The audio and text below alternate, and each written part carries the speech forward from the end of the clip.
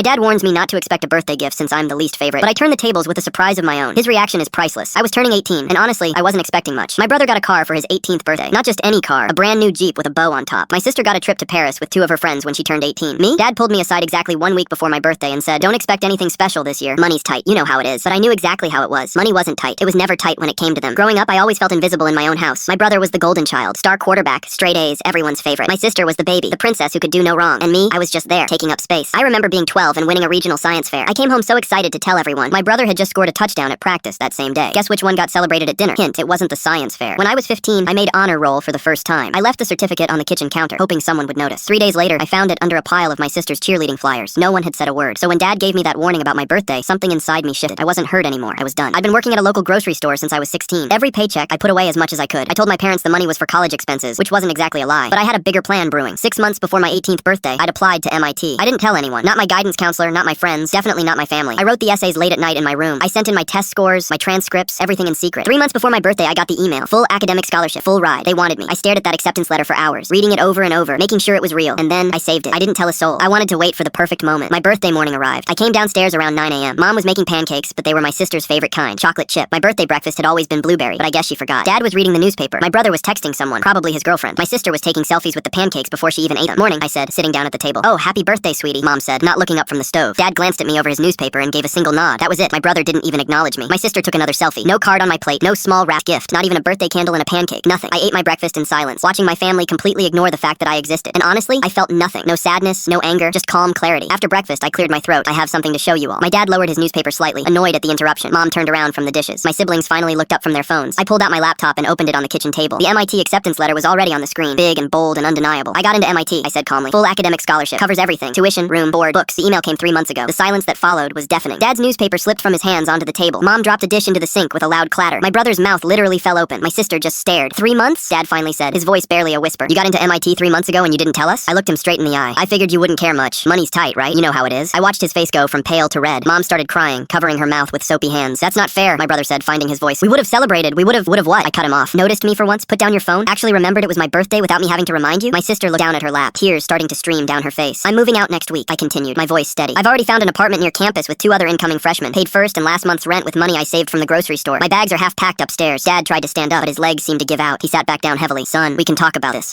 There's nothing to talk about," I said, closing my laptop. "I just wanted you to know that the kid you ignored, the one who wasn't worth a birthday gift, is going to MIT. Thought you should hear it from me before I disappeared." I stood up and walked toward the stairs. Behind me, I heard Mom sobbing openly now. I heard my sister whisper to my brother, "We really messed up. We really messed up." Yeah, they did. As I reached my bedroom door, I heard Dad call out my name. His voice cracked, but I didn't turn around. I had spent 18 years waiting for them to see me. Now I was done waiting.